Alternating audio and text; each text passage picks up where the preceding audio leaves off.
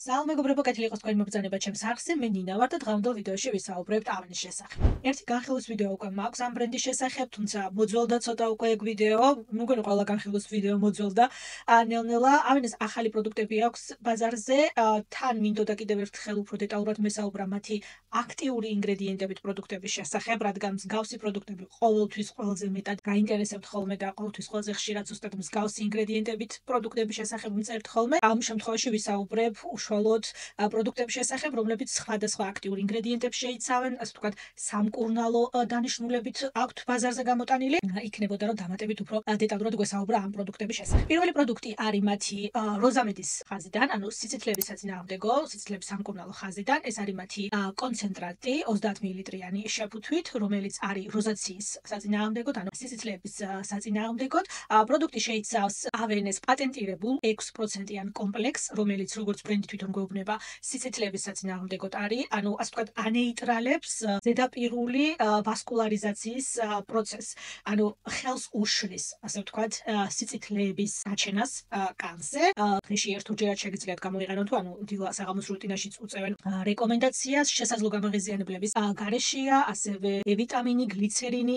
ისიც რა ტრადიციული სიცოცხლების საწინააღმდეგო ინგრედიენტები, რომლებსაც თუნდაც აზელეინი, მაგალითად, რასაც ჩვენ ვიცნობთ, ასე ვთქვათ, და სხვადასხვა ბრენდებთან ხვდებით ბაზარზე. ამ ინგრედიენტებიდან რეალურად არაფერი არ არის ამ შრატში. ყველაზე მნიშვნელოვანი არის მათი ეს პატენტირებული კომპლექსი, რომლისგანაც შედგება ეს შრატი. ვერც იმას ვერ გეტყვით, ახლა 6% რამდენად კარგია, რამდენად თერაპიული ზღვარია, მაგრამ თუ თვითონ ბრენდი უწევს რეკომენდაციას და 100%-ული მაჩვენებლით უსმევს ხაზს, ეს თერაპიული ზღვარი უნდა იყოს. ამ ინგრედიენტების კომბინაციის ნაერთი შესახებაც ვერაფერს ვერ გეტყვით, იმიტომ რომ კი თვითონ ამბობენ, რომ არის ძალიან ინოვაციური, აქტიური ინგრედიენტი და ანეიტრალებს კანზე სიცოცხლეებს და სამკურნალოა, მაგრამ სხვა ბრენდების პროდუქტებს ვერ შევატარებ, მაგალითად. ვერ გეტყვით, რომელიმე სხვა ბრენდი რა პროცენტული მაჩვენებლით იყენებს ამ ინგრედიენტს, ამ კომპლექსს, იმიტომ რომ არის პატენტირებული და აქვს მხოლოდ ავენეს. შესაბამისად, რაღაცა შედარებას ამ შემთხვევაში ვერ გავაკეთებ ინგრედიენტებიდან გამომდინარე და მსგავსი ვიდეოები, როგორც იცით, 10-დან 9 შემთხვევაში არის სწორედ ინგრედიენტებზე დაყრდნობით და ვუყურებთ ინგრედიენტების სიას და ვაკვირდებით, არის თუ არა პროდუქტში რაღაც ისეთი, რაც ჩვენ გვჭირდება, არა გვაქვს თავის მოვლის რუტინაში, ჩვენი კანის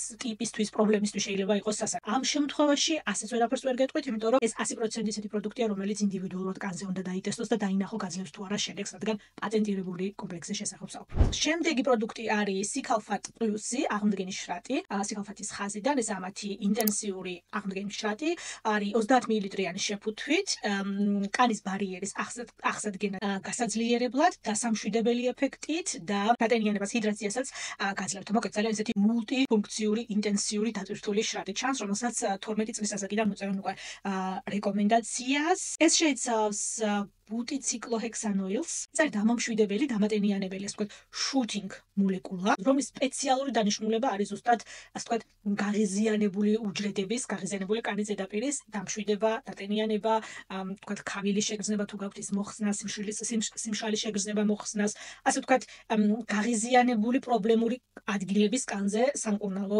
პროდუქტი არის ზუსტად.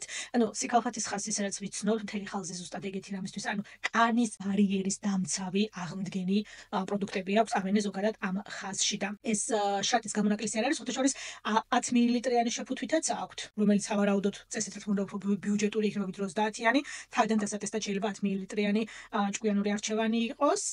კარანჯას ზეთი აქვს, მცენარეული ზეთი არის, რომელსაც ასევე ტრადიციულ მედიცინაში ხშირად იყენებენ ზუსტად თავისი დამამშვიდებელი თვისებების გამო, გლიცერინი, პანთენოლი, მშრალი ალკოჰოლის, პარფიუმის და ეთერზეთების გარეშე. სიქალფატის ხაზი მიყვარს ზოგადად ავენესგან, ყოველთვის კარგი პროდუქტები აქვს, ყოველ შემთხვევაში ჩემი მშრალი კანისთვის ზამთარში ყოველთვის ასიამოვნო პროდუქტები აქვს ხოლმე და ეს შრატი სამწუხაროდ ესეთია, უბრალოდ ისეთ რა არის, კანის დამშვიდებისთვის ბევრი ისეთი ინგრედიენტი არსებობს, ახლა დღეს უკვე ბაზარში უნდა აზიური სენტელ არაჩვეულებრივად ამშვიდებს კანს, პანთენოლი, ალანტოინი, ჭრილობების გაღიზიანებული კანის სამკურნალოდ ორი არაჩვეულებრივი ინგრედიენტი, გლიცერინი, ანუ უფრო, როგორ გითხრათ, ბიუჯეტური ინგრედიენტებითაც შეიძლება მსგავსი ეფექტის მიღება კანზე. ამიტომ ამ შემთხვევაში 100% ვიტყოდი, ფასიდან გამომდინარე, რამდენად ჯდება ეს შრატი თქვენს თავის მოვლის რუტინაში, რაღაცა ისეთ აუცილებელ პროდუქტს არ ვიტყოდი ახლა ავენეს ხაზიდან, რომ აი ეგეც ვერაფერს ვერ ნახავ ბაზარზე და აი ღირს მაგაში ვთქვათ ორჯერ მეტის გადახდა. ეგ ნამდვილად არა, თუმცა ცუდი პროდუქტი ნამდვილად. შემდეგი არის კლინენსის ხაზიდან, მათი პრობლემური კანის კონცენტრანტი, ჩაკეტილი კომედონების საწინააღმდეგოდ, ორების საწინააღმდეგოდ, ზედმეტ მეტი ცხიმიანობის მოსახსნელად კანიდან თინეიჯერებისთვის და უფროსებისთვისაც უწევენ რეკომენდაციას. პატენტირებული ინგრედიენტის შესახებ ვსაუბრობთ, ამ შემთხვევაში ეს არის კომედოსლასთინი, არ ვიცი რამენაირად თუ ითარგმნება ქართულად. ეს არის მათი ძირითადი აქტიური ინგრედიენტი ამ შემთხვევაში, რომელიც ამზადმე ცხიმიანობაზე, ფორებზე პრობლემა აკანზე მოქმედებს. თუმცა როგორც ვთქვათ, პატენტირებული ინგრედიენტის შესახებ ბევრს ვერ გეტყვით, მაგრამ საინტერესო ეს არის, რომ იზოპროფილ ალკოჰოლი აქვს შიგნით, ანუ მშრალი ალკოჰოლის ფორმა აქვს შიგნით, რაც იმას ნიშნავს, რომ ეს მშრალი ალკოჰოლიც მაგ ეფექტით მოქმედებს კანზე ზუსტად ცხიმიანობის დასარეგულირებლად. თუ ცხიმიანობა რეგულირდება კანზე, შემდეგ ფორების ხილვადობაც მცირდება. ანუ მესმის, რომ ეს პატენტირებული ინგრედიენტია, მაგრამ რატომღაც მგონია, რომ ალკოჰოლსაც შეიძლება რაღაცები მივაწეროთ ამ ინგრედიენტების სიაში, რასაც შეიძლება სარგებელი ქონდეს კონკრეტულად ამ შემთხვევაში ძლიერად ცხიმიან კანზე და ზოგადად ცხიმიანობას. 20 ევრო აწერია ეხლა რომ ვუყურებ ფასდაკლებაზე 14 ევროდანაც ვხედავ ეხლა აქ ერთ-ერთი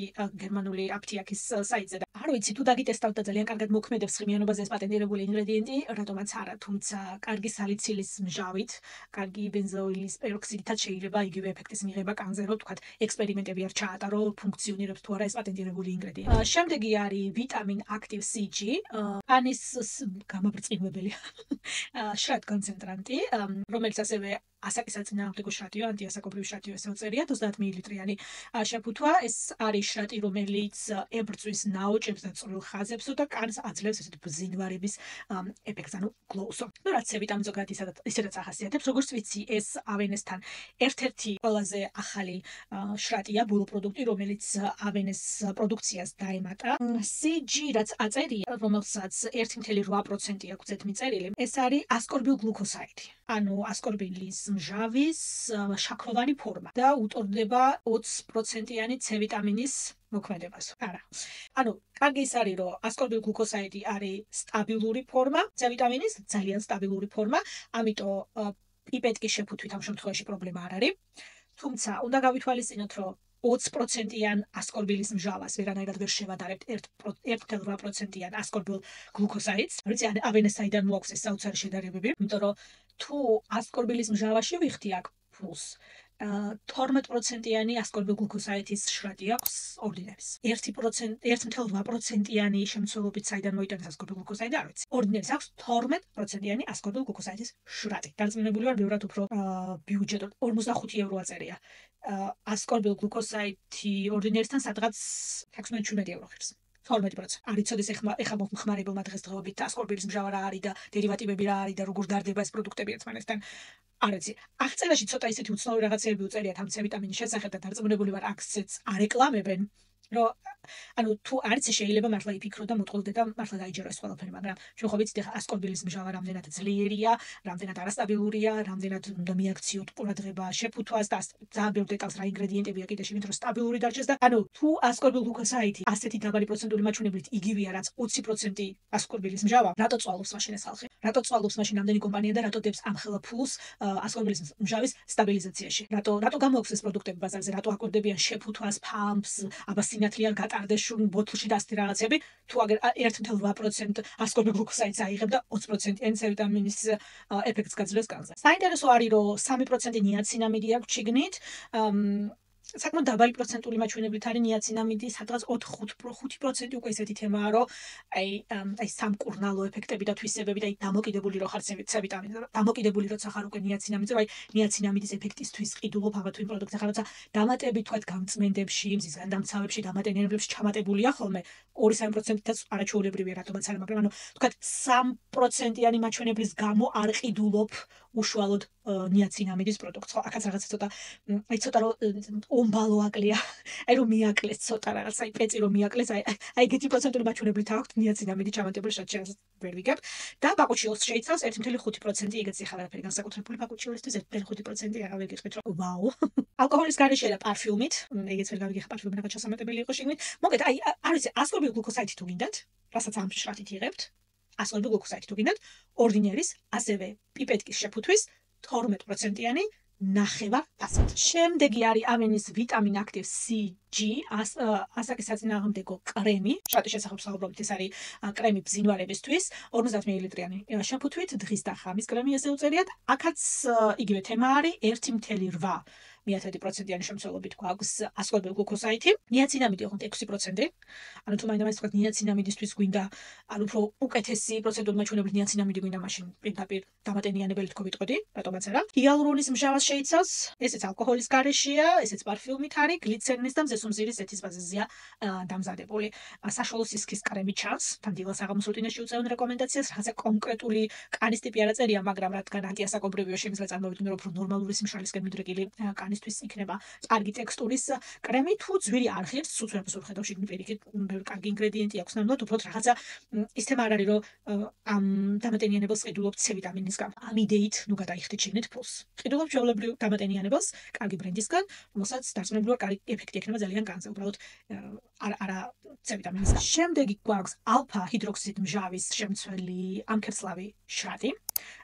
ესეც პრობლემური გრძნობიერი კანისთვისო, როგორც უწერიათ, 30 მილiliტრიანი შეფუთვით, გამონაყარი საწინააღმდეგოდაც გამოიყენებაო. სუქცინის მჟავა აქვს შიგნით.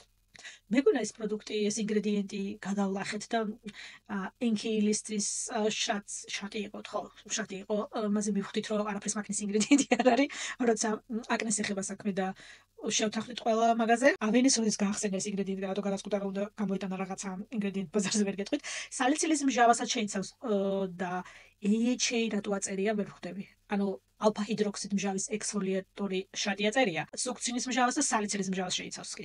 იქნებ მაქვს უკვე სალიცილის მჟავა. ან იქნებ არ მინდა საერთოდ სალიცილის მჟავის გამოყენება. თუ სახელის მიხედვით ვყიდულობ პროდუქტს, აშკარად ვტყუილდები. ისე მშრალი ალკოჰოლის, პარფიუმის და ეთერზეთების გარეშეა, რძე მჟავას შეიცავს, ალფა ჰიდროქსიდ მჟავებისგან რძე მჟავა არის შეგნით. დღეში ორჯერ გამოყენება აწერია. რატო უნდა გამოიყენო დღეში ორჯერ პილინგი? ვინ იყენებს დღეში ორჯერ პილინგს? არავის არ ჭირდება დღეში ორჯერ პილინგი. რაც არ უნდა პრობლემური კანი ქონდეს, დღეში ორჯერ პილინგი არ გჭირდება. ზედმეტი ცხიმიანობაც რო ქონდეს, ხშირად ზედმეტ ცხიმიანობას უაზრო სიხშირით პილინგი იწვევს. ზუსტად ის თემა, რომ იმდენად ნადგურდება კანის ბარიერი, რომ კანის ასე ვთქვათ თავდაცვის სისტემა ირთვება და იწყებს ორჯერ უფრო მეტი რაოდენობით ცხიმის გამოყოფას, რომ კანის ბარიერი დაიცვას.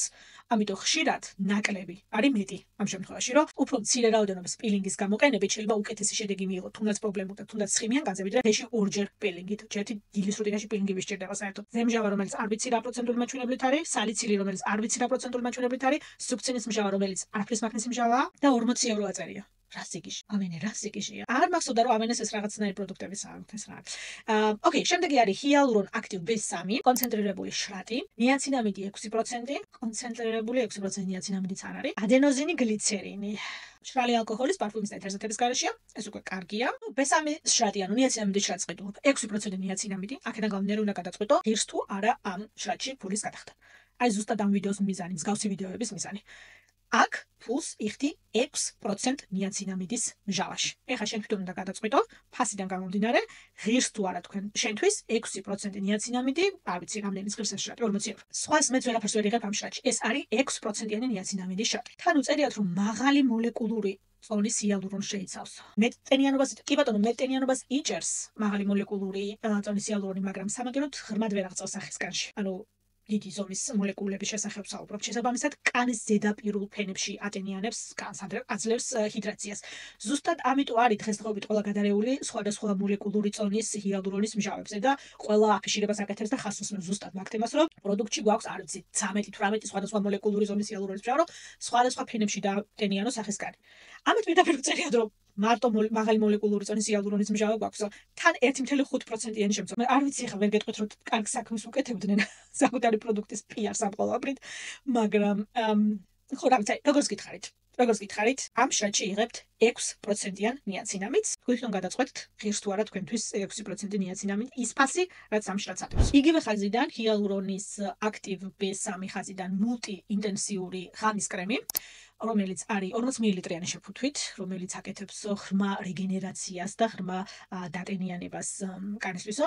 ეს არის ღამის კრემი, რომელიც რეტინოლდეჰაიდს შეიცავს. ანუ რეტინალით არის ეს ღამის კრემი, ასევე ჰიალურონის მჟავა, ნიაცინამიდი, ალკოჰოლის გარეშე, პარფიუმით, გლიცერინის და სქვალინის ბაზაზე დამზადებული დამატენიანებელია, რომელიც ასევე შის კარაქს და მზესუმზირის ზეთს შეიცავს. რეტინალის პროცენტული მაჩვენებელი არ ვიცი, სამწუხაროდ ვერ გეტყვით. საინტერესო ჰიალურონის მჟავა რეტინალზე ქვემოთ არის ინგრედიენტების სიაში. ანუ თუ წარმოვიდგენთ, რომ თქვათ, თუნდაც რეტინალი 0.1%-ით არის პროდუქტში, ჰიალურონი წვეთი აიღეს და ძალიან დიდ ქვაბში ჩააგდეს.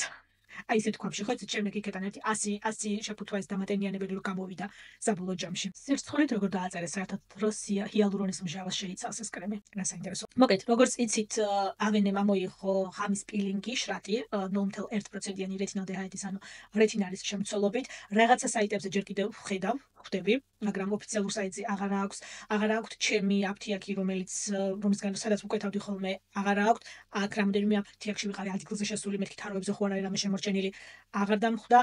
შეიძლება საქართველოშიც იყოს რაღაც აფთიაქებში შემორჩენილი, სადაც თუნდაც ონლაინ მაინც იყოს ჯერ კიდევ ღამის რეტინალის შრატი ავენესგან, მაგრამ იცოდეთ, რომ დიდი ხანი არ გაგრძელდება ეგ ამბავი, ამოღებული აქვს გაყიდვიდან და იმედი მაქვს მალე რაიმეთი ჩაანაცვლებენ, ჯერჯერობით არაფერი ახალი არ გამოუტანიათ ბაზარზე, ამიტომ დავიწყეთ ახალი რეტინალის შრატების და ზოგადად პროდუქტების ძიება და ამიტომაც მინდოდა კიდევ ერთხელ განსაკუთრებით ავენის შესახებ ერთი ვიდეოს ჩაწერა, რომ გვენახა კიდე რა ესეთი ანტიასაკობრივი ინგრედიენტებით და ზოგადად ავიტამინის ოჯახიდან ინგრედიენტებით რა პროდუქტები აქვს ავენეს.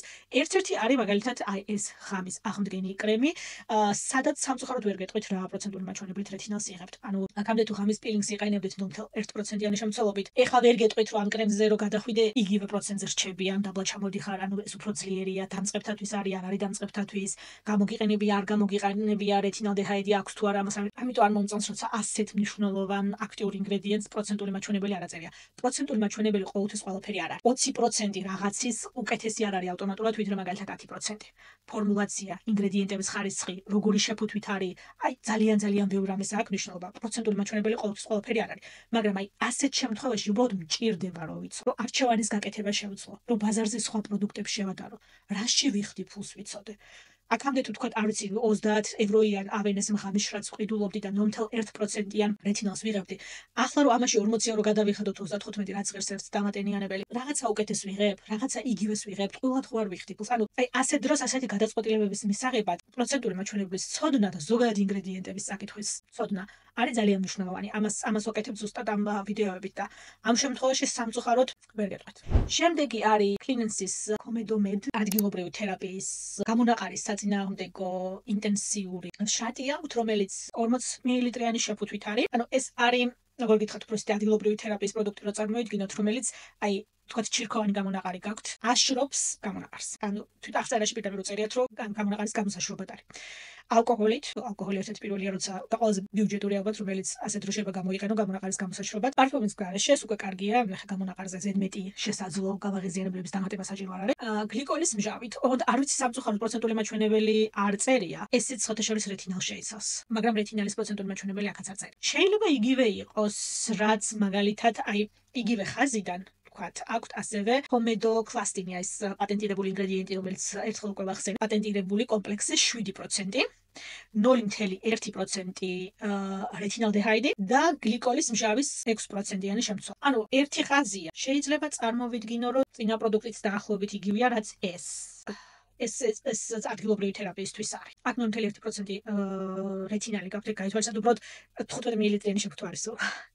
თან 6% გლიკოლის მსჯავა და 0.1% რეტინალი, ეს მთელ სახეზე წასასმელად ისეაც არ არის. ეს ცოტა ისეთი კომბინაცია, ეს ნამდვილად აი ადგილობრივი თერაპიისთვის და უშუალოდ გამონაყარზე და ეს მძიმედ გაღიზიანებულ ჩირქოვან, ასე ვთქვათ, აკნეზე არის, რომ გამოაშროს და მაქსიმალურად მოერიოს, ასე ვთქვათ, აგრეს ბაქტერიას, მაგრამ კი არის შიგნით რეტინალი, უბრალოდ ეს ეხა ამას ვიღაცას ვერ გაუწევენ, რამისთვის რეკომენდაციას მთელ სახეზე წაისვით, თქო, შემეშინდებოდა მართალი რა გითხრათ, თან თუ ოდნავ მაინც გრძნობიარე კანი გაქვთ. ანუ შეიძლება აი წინა 40 მილilitrიანი შეფუთვაშიც იგივე ინგრედიენტების შესახებ საუბრობ და შეიძლება პროცენტული მაჩვენებელიც რაღაცა ჩვენით ავტომატურად ვიანგარიშოთ, რომ დაახლოებით იგივე უნდა იყოს, მაგრამ ნუ ეს 40 მილilitrიანი უკვე რა თქმა უნდა ძირითადად მაინც გამონაყარზე აკეთებ იმ პროდუქტის კონცენტრირებასაც, მაგრამ უფრო მეტად არის, ვთქვათ, იმისთვის, რომ მთელ სახეზე დაიტანო, ხო?